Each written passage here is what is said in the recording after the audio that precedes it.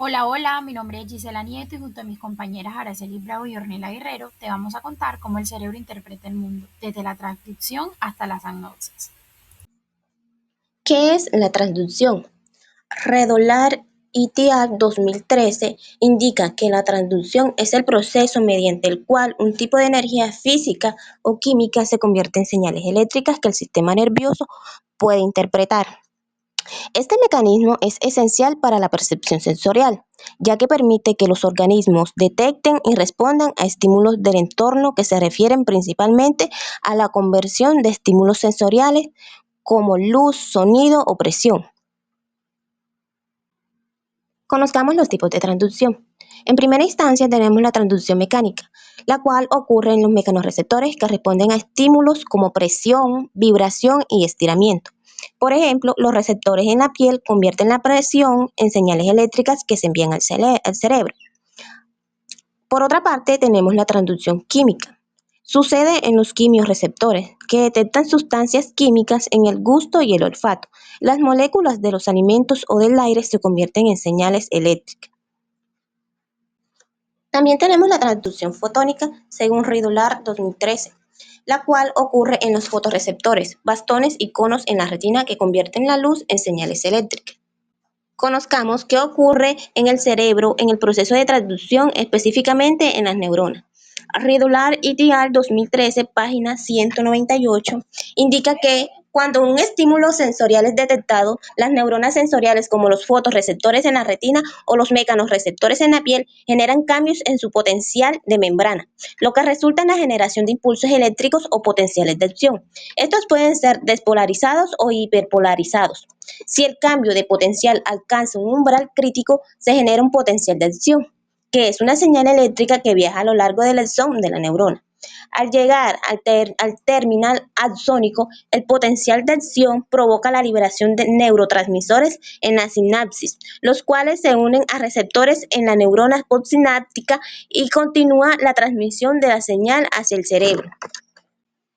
¿Cómo influye la transducción en el contexto cotidiano? En la visión, los fotorreceptores en la retina convierten la luz en señales eléctricas, permitiendo la percepción visual. Por ejemplo, al mirar un paisaje, las variaciones de luz y color se traducen en la información visual que el cerebro interpreta. En el caso de la vista, los fotorreceptores en la retina convierten la luz en señales eléctricas que permiten al cerebro formar una imagen visual. Por otra parte, en el oído, las ondas sonoras son convertidas en señales eléctricas por las células ciliadas en el oído interno, permitiendo la percepción del sonido. Por ejemplo, cuando escuchamos música, estas señales se envían al cerebro para su interpretación. En el tacto, los mecanorreceptores en la piel detectan presión y vibración, convirtiendo esa información en señales eléctricas que nos permiten sentir el tacto. Por ejemplo, al acariciar una superficie suave, los receptores envían señales que el cerebro interpreta como una sensación agradable. Luego de haber hablado acerca de la transducción, conociéndola como la puerta de la entrada al sistema nervioso, ahora hablemos de procesamiento, que es el primer análisis en el sistema nervioso. Seguimos con el procesamiento subcortical. El procesamiento subcortical se refiere a la forma en la que el cerebro gestiona información sensorial y emocional a través de estructuras que se encuentran por debajo de la corteza cerebral, como el tálamo. Este actúa como un centro de filtrado y retransmisión de información sensorial a la corteza cerebral. Casi todas las vías sensoriales pasan a través de él antes de llegar a la corteza. El hipotálamo regula funciones vitales como la temperatura corporal, el hambre, la sed y los ciclos de sueño o vigilia. También está involucrado en las respuestas emocionales. Los ganglios basales están involucrados en el control de movimiento y la coordinación. Juegan un papel importante en la planificación y la ejecución de movimientos voluntarios. Estas áreas son responsables de funciones automáticas básicas como la regulación emocional, la memoria y la coordinación motora, influyendo en comportamientos y respuestas sin la necesidad de un procesamiento consciente. Redolar et al. 2013, página 199. ¿Qué pasa en el cerebro cuando inicia el procesamiento subcortical? En primera instancia tenemos la recepción de información. En este caso, las neuronas en regiones subcorticales reciben información sensorial que proviene de los sentidos como la vista, el oído, el tacto, etc., y de otras áreas del cerebro. Por consiguiente, Sigue el filtrado y la modulación. El tálamo actúa como un centro de filtrado que organiza y envía la información a la corteza cerebral. Este proceso puede incluir la modulación de señas, donde se ajustan las respuestas neuronales dependiendo de la relevancia del estímulo. Por último, termina con la integración emocional y motora. Estas estructuras, como las amígdalas y los ganglios basales, integran la información sensorial con respuestas emocionales y motoras. Esto permite que el cerebro responda a situaciones de manera rápida y eficiente. ¿Cómo influye el proceso subcortical en el contexto cotidiano?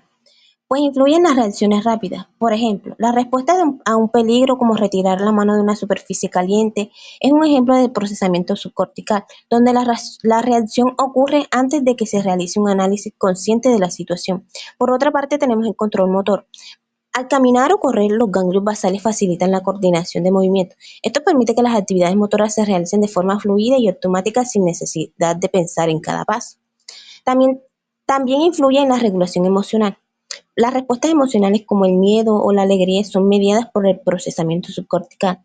Por ejemplo, ante una situación estresante, la amígdala puede activar respuestas fisiológicas como el aumento del ritmo cardíaco antes de que la corteza cerebral evalúe la situación.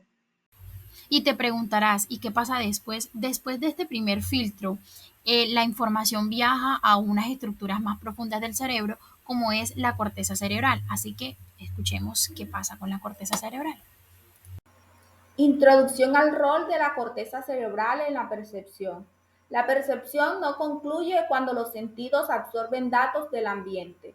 Un componente crucial del proceso sucede en la corteza cerebral, la cual procesa y atribuye significado a los estímulos sensoriales que entran en el cerebro.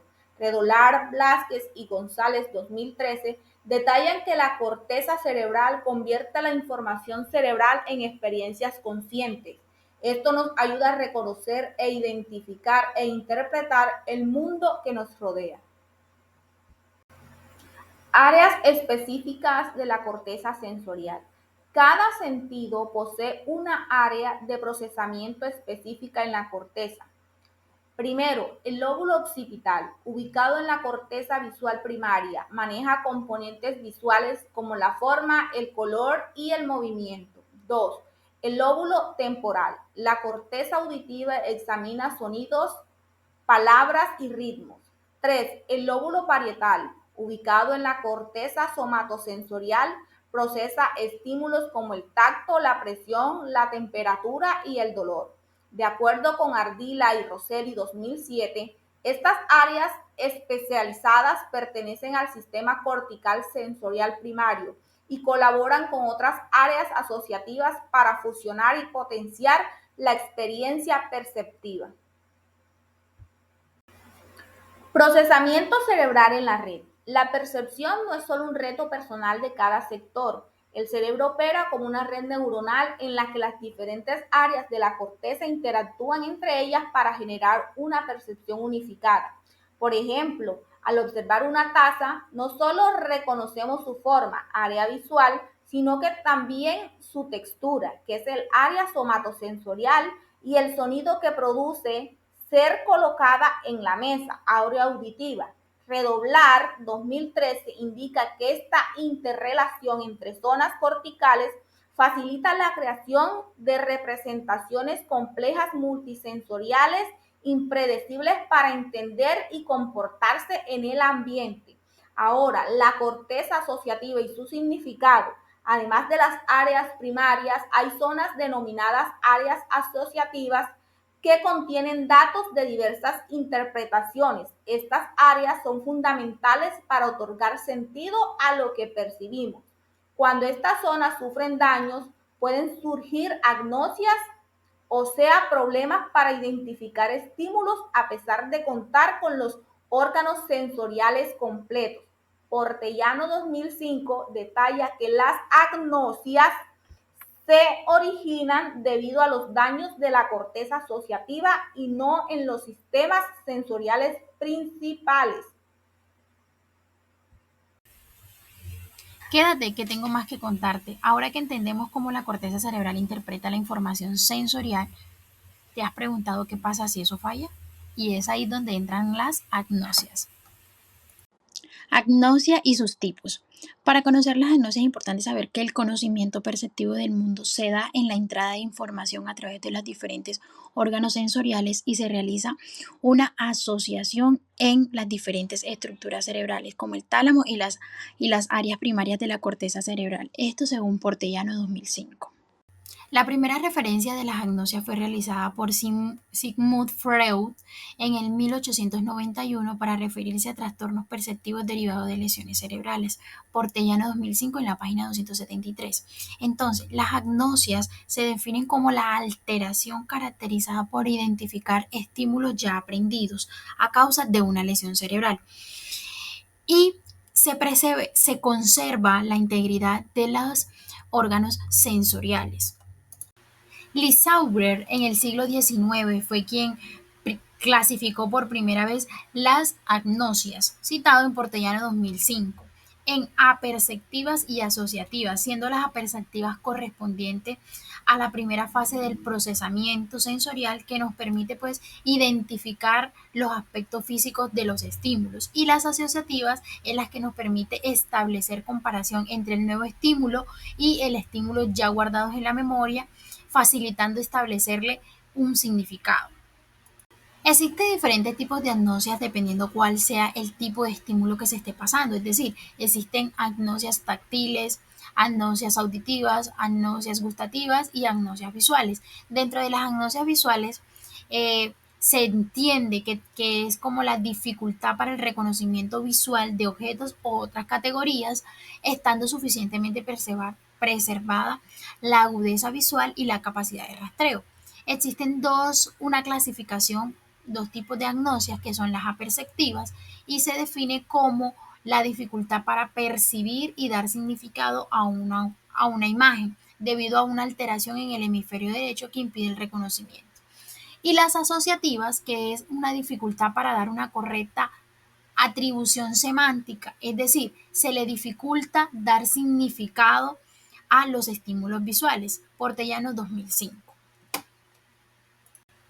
Portellano 2005 menciona diferentes tipos de agnosias visuales y una de ellas es como la agnosia para los objetos, que consiste en la incapacidad de reconocer e identificar los objetos, es decir, se les dificulta la denominación de los objetos. Además, son incapaces de discriminar este tipo de imagen que tienen aquí. Una persona con agnosia se le va a dificultar observar que ahí hay una estrella, que hay una maleta, que hay un avión, que hay una tijera. Otro tipo de agnosia visual es la simultagnosia, que es la incapacidad de reconocer de manera global los objetos o un dibujo. Es decir, los pacientes con agnosia pueden identificar que dentro de esos objetos que se están presentando en la imagen hay uno que tiene mango, hay unos que tienen orejas, pero se le dificulta reconocer de manera global el objeto. Entonces no llegan a entender o a reconocer que son objetos de cocina. Esto puede darse por una lesión en las áreas de asociación occipital, específicamente en el hemisferio derecho, Portellano 2005. Dentro de los tipos de agnosias visuales también tenemos la prosopagnosia, que es básicamente la dificultad de identificar rostros o caras familiares de seres queridos o incluso hasta del mismo paciente. El paciente puede lograr identificar quién es la persona mediante otros códigos sensoriales, como por la voz, el olor o otros estímulos. Esta lesión se da debido a la afectación en el área occipitoparietal o occipitotemporal. La agnosia acromática la define Portellano 2005 como la incapacidad para identificar colores a pesar de estar preservada los receptores sensoriales y las áreas visuales primarias. Además, se da por traumatismos craneoencefálicos y accidentes cerebrovasculares. Básicamente, el paciente no logra reconocer de qué color es el objeto. Muchas gracias, espero que este video haya sido de total agrado para ti, que hayas aprendido algo y nos vemos en la próxima.